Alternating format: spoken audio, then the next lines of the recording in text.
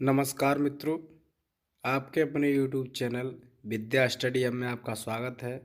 मैं सनक सिंह आज की क्लास में डिस्कस करने जा रहे हैं पास्ट इंडेफिनिट टेंस और पास्ट इंडेफिनिट के साथ ही पास्ट कंटिन्यूअस टेंस भी डिस्कस करेंगे और एक ही क्लास में दोनों टेंस ख़त्म कर देंगे।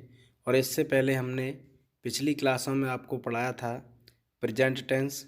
प्रेजेंट टेंस के चारों भाग क्लियर हो गए, जिसमें पहला भाग था प्रेजेंट इंडेफिनिट, दूसरा था प्रेजेंट कंटिन्यूअस, तीसरा था प्रेजेंट परफेक्ट और चौथा था प्रेजेंट परफेक्ट कंटिन्यूअस टेंस। अब आज बात करते हैं आज की क्लास में सबसे पहले पास्ट इंडेफिनिट टेंस। तो मित्रों, पास्ट इंडेफिनिट टेंस में सबसे पहले हम बात करेंगे पहचान। तो हमें सबसे पहले पहचान भी आनी चाहिए। पहचानेंगे कैसे कि टेंस पास्ट इंडेफिनिट का है या पास्ट कंटिन्यूअस का।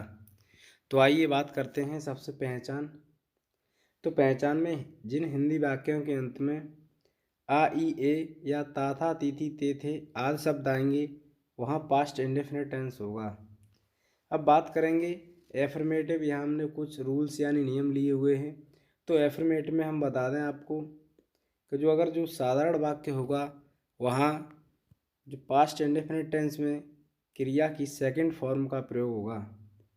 जब वाक्य साधारण होगा तो क्रिया की सेकंड फॉर्म का प्रयोग होगा।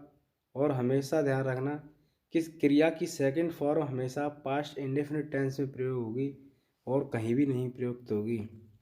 अब चलते हैं आगे नियम नंबर 2 में। तो नियम नंबर 2 में नेगेटिव सेंटेंस।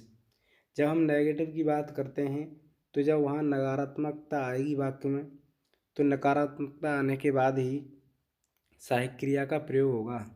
तो हम आपको बता दें कि पास्ट इंडेफिनिट टेंस की सहायक क्रिया डिड होती है और नेगेटिव वाक्य में हम कर्ता के जस्ट बाद ही डिड नॉट का प्रयोग करेंगे। तत्पश्चात क्रिया और क्रिया की वहाँ पर हम फर्स्ट फॉर्म का प्रयोग करेंगे। यदि वाक्य साधारण है तब क्रिया की सेकंड फॉर्म, यदि वाक्य नेगेटिव या इंट्रोगेटिव है तो क्रिया की फर्स्ट फॉर्म का ही प्रयोग करेंगे। तो यहाँ जो नेगेटिव रूल्स दिए हैं वहाँ फर्स्ट फॉर्म बताई गई है। आगे चलते हैं नियम नंबर 3 में क्या है। यदि वाक्य में लेकिन, नेवर, नबडी या नेगेटिविटी वर्ड्स के साथ वर्ब के पास्ट टेंस का ही प्रयोग किया जाता है। यानी यहाँ बताया गया है यदि वाक्य में नेवर आ जाए या नोबडी आ जाए, नेगेटिव वर्ड आ जाए तो हम हमेशा पास्ट टेंस का ही प्रयोग करेंगे, यानी जो वर्ब होगी वो हम सेकंड का ही प्रयोग करेंगे। चलते हैं आगे नियम नंबर 4 में। तो नियम नंबर 4 में क्या है कि इंटेरोगेटिव सेंटेंस दिए हुए होते हैं। मानो अगर पहले क्या आया है किसी वाक्य में या मध्य में कब, क्यों, कहाँ, कैसे शब्द आएंगे, तो वो दोनों किस प्रकार से बनेंगे। तो हम बता दें जो सारे रूल्स वही हैं जो पिछले वाक्यों में हमने आपको कराए हैं। तो बात करते हैं पहले यदि वाक्य में क्या आ जाएगा तो सबसे पहले सहायक क्रिया से शुरू होगा और सहायक क्रिया पास्ट इंडेफिनिट की डिड होती है। तत्पश्चात कर्ता, फिर क्रिया, फिर कर्म, वही प्रोसेस चलेगा। नियम नंबर 2 में क्या हुआ है, जो 4 नियम नंबर है उसमें सेकंड टाइप में तो यहाँ पे वही दिया हुआ है और वाक्य के मध्य में कब, क्या, कहाँ, कैसे आएगा या उसके साथ नेगेटिविटी आ जाएगी यानी नकारात्मकता आएगी तो वाक्य को किस प्रकार बनाएंगे। तो हम बात करते हैं यहाँ आगे। यदि वाक्य में बहन, भाई, बेयर आदि प्रश्नों का प्रयोग डिड से पहले किया जाता है, लेकिन यदि कोई प्रश्नवाचक शब्द स्वयं ही वाक्य में सब्जेक्ट का कार्य करे तो उसके बाद वर्ब के केवल पास्ट टेंस का प्रयोग होगा। यानी ये यहाँ बताया गया है यदि सब्जेक्ट का जो कार्य है वो खुद वही यदि जो शब्द दिया है वो करेगा तो वहाँ क्रिया की सेकंड फॉर्म का प्रयोग होगा। आगे 5 में दिया हुआ है प्रत्येक प्रश्नवाचक वाक्य के अंत में प्रश्न चिन्ह। ये तो स्वाभाविक है कि सभी वाक्यों के पीछे प्रश्न चिन्ह लगाना पड़ेगा यदि वाक्य प्रश्नवाचक हैं। चलते हैं आगे। यहाँ हमने आपके लिए कुछ मोस्ट इम्पोर्टेंट एग्जाम्पल लिए हैं, उनको डिस्कस करते हैं। तो बात करते हैं सबसे पहला हमारा एग्जाम्पल है जिसमें पिछले सप्ताह वे दिल्ली गए। यानी वाक्य साधारण है और अंत में आ ई ए आने की संभावना यानी ए आया हुआ है तो पास्ट इंडेफिनिट का टेंस है। तो सबसे पहले पिछले सप्ताह वे दिल्ली गए तो they went to Delhi last week, इस प्रकार से बनेगा। अगला एग्जाम्पल है, क्या वे वहाँ बस से गए। तो यहाँ प्रश्न पूछा गया, सबसे पहले क्या आया हुआ है और वे, यानी तो सबसे पहले हम डिड का प्रयोग करेंगे, did they go there by bus. अगला वाक्य है हमारा, तुम वहाँ क्यों नहीं गए। यहाँ वाक्य के मध्य में क्यों दिया गया है, तो सबसे पहले क्योंकि अंग्रेजी भाई, उसके तत्पश्चात सहायक क्रिया did you not go there. अगला एग्जाम्पल है हमारा, उनमें से कोई भी रेलगाड़ी में नहीं गया, यानी मना कर रहा है, इसमें नेगेटिविटी आई है वाक्य में कि उनमें से कोई भी रेलगाड़ी में नहीं गया, तो none of them went by train. अगला एग्जाम्पल है, वे तीसरे पहर लाल किला गए। तो यहाँ तीसरे पहर की बात की गई है, यानी वे गए, तो बहुवचन, यानी बहुवचन हो या एक वचन हो, पास्ट इंडेफिनिट में क्रिया की अगर साधारण वाक्य है तो क्रिया की सेकंड फॉर्म का प्रयोग होगा। यदि नेगेटिव या इंट्रोगेटिव है तो 100 का प्रयोग होगा। तो बात करते हैं, वे तीसरे पहर लाल किला गए, तो they visited the red fort in the afternoon. चलते हैं आगे, हमने और कुछ एग्जाम्पल लिए हैं जिन्हें धीरे धीरे डिस्कस करेंगे और आपके लिए भी थोड़ा सा होमवर्क लेकर आए हैं। तो हम बात करते हैं अगले एग्जाम्पल की। अगला एग्जाम्पल, यानी क्या उन्होंने चिड़ियाघर की सैर भी की। यहाँ पूछा गया है पहले ही प्रश्न, यानी पहले ही क्या दिया गया है, तो सबसे पहले did they visit the zoo also. अगला एग्जाम्पल है, उन्होंने वहाँ कौन से पशु देखे। फिर वही बात, मध्य में कौन से आए हैं, तो कौन से पशु, तो कौन से के साथ ही हम पशु को भी मिलाएंगे, तो which animals did they see there. अगला एग्जाम्पल है हमारा, निकिता ने कितने शुतुरमुर्ग देखे। तो क्या है, जो कितने शुतुरमुर्ग है उसकी एक साथ अंग्रेजी आएगी यहाँ पर, तो how many ostriches did Nikita see. अगला एग्जाम्पल, क्या उन्होंने कुछ फ़ोटो खींचे, या इसका सेंस ये हो गया क्या उन्होंने वहाँ कुछ फ़ोटो लिए। तो क्या पहले दिया हुआ, सबसे पहले सहायक क्रिया did they take some photographs. चलते हैं आगे, अगला एग्जाम्पल है, नहीं फ़ोटो लेना सख्त मना था। यहाँ नकारात्मकता, तो सबसे पहले नहीं यानी no. Taking photographs was strictly prohibited. चलते हैं आगे, हमने यहाँ कुछ एग्जाम्पल आपके लिए गृह कार्य के लिए लिए हैं जो आपको खुद करने हैं, यानी समझो ये आपके लिए SW में हैं। अब बात करते हैं अगले टेंस की। अगला टेंस है हमारा,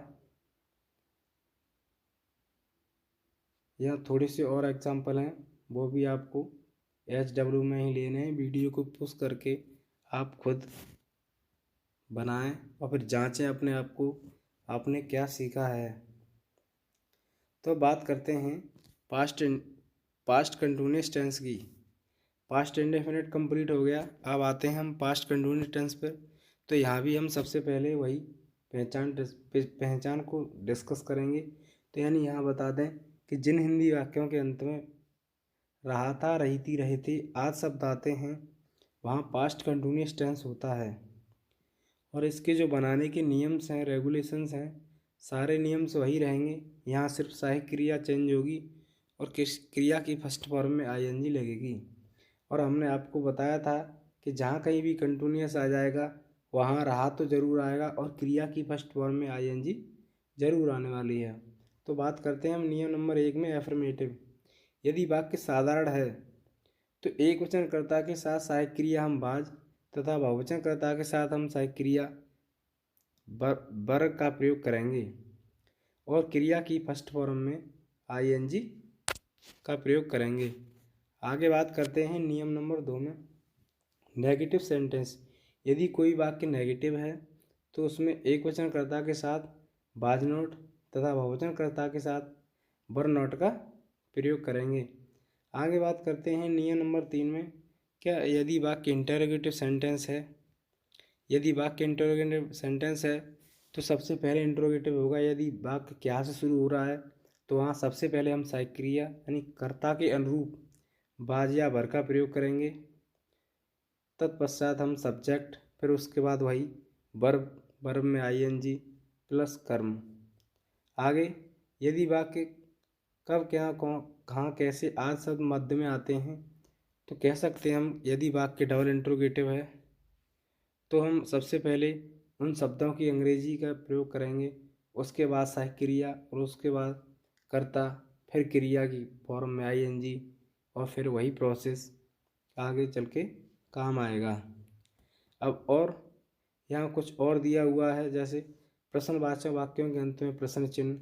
यदि वाक्य इंट्रोगेटिव होगा तो हमें हमेशा ही प्रश्न चिन्ह का प्रयोग करना पड़ेगा। चलते हैं आगे। यहाँ कुछ एग्जाम्पल लिए हैं आपके लिए और जिन्हें डिस्कस करेंगे।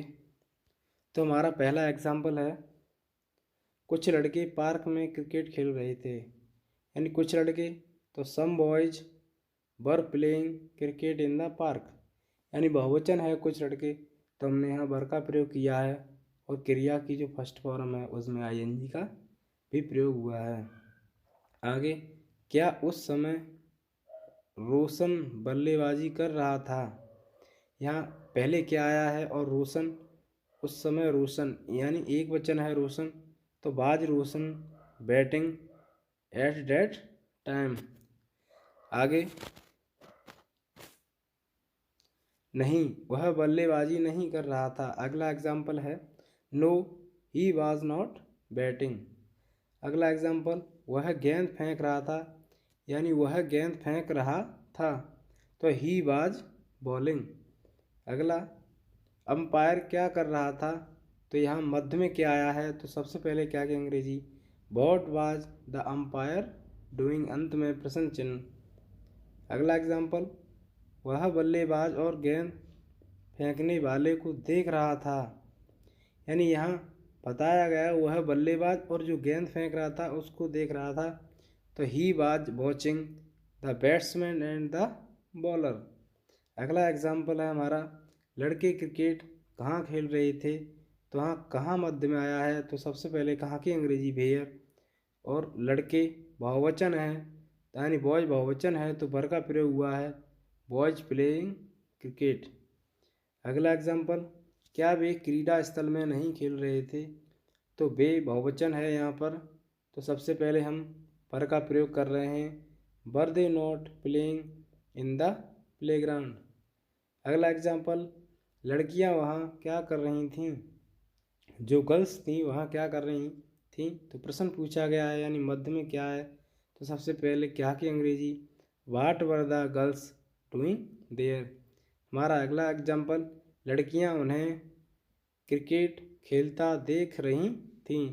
तो यहाँ पर क्रिकेट खेलता देख रही थी, तो the girls were watching them यानी प्लेइंग क्रिकेट। यह हमने कुछ और एग्जाम्पल लिए हैं जो आपके लिए स्पेशल ही हमने यानी होमवर्क HW में है, जो आपको खुद करने हैं और अब आप अपने आप को जांचेंगे कि आपने कितना सीखा है। चलो हमारे पास थोड़ा टाइम है तो एक दो हम ही बता देते हैं। तो हमारा पहला वाक्य है यहाँ पर, रसोई में चाय कौन बना रहा था। तो यहाँ जो कौन आया है तो सबसे पहले उसकी अंग्रेजी आएगी, यहाँ कर्ता नहीं दिया गया है, तो हु वाज यानी हु वाज चाय बनाना की यानी कुक लगाएंगे, who was cooking the T in the kitchen.